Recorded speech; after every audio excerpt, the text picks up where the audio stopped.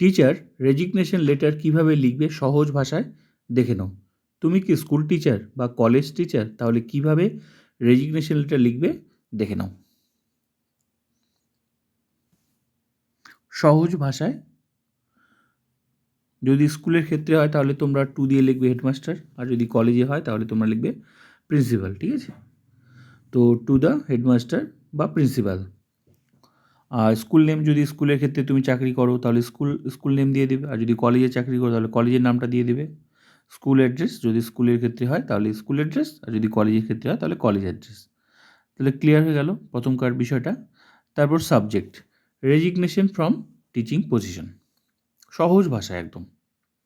তারপর লিখবে respected sir বা ম্যাডাম। তারপর লিখবে, এবার নিচে লিখবে আই, এবার তোমার নাম, ইওর নেম। তারপর কমা দিয়ে লিখবে hereby tender my resignation from the post of, এবার তোমার পোস্ট দেবে, সাবজেক্ট ডেজিগনেশন, তুমি কি পোস্টে চাকরি করো সেটা দেবে, সাবজেক্ট দিয়ে দেবে। ঠিক আছে, কোন লেভেলে তুমি টিচার। তারপর স্কুল নেম, বা তোমার কলেজ যদি হয় তাহলে কলেজের নাম দিয়ে দেবে। হ্যাঁ, এফেক্টিভ ডেট, এবার তুমি লাস্ট কবে তুমি ছাড়বে, মানে ক্লাস তুমি কবে পর্যন্ত করাচ্ছ লাস্ট, সেদিন থেকে তুমি ছেড়ে দেবে না, তো সেই ডেটটা এখানে দিয়ে দেবে।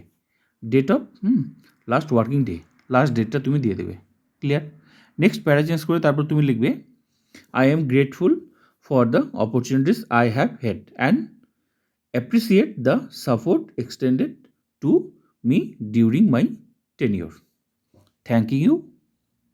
তারপর শেষে লিখবে ইয়োর্স ফেইথফুলি, তোমার নাম দিয়ে দেবে।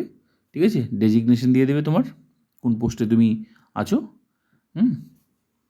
মোবাইল নাম্বার, অ্যাড্রেস, ডেট, ব্যাস।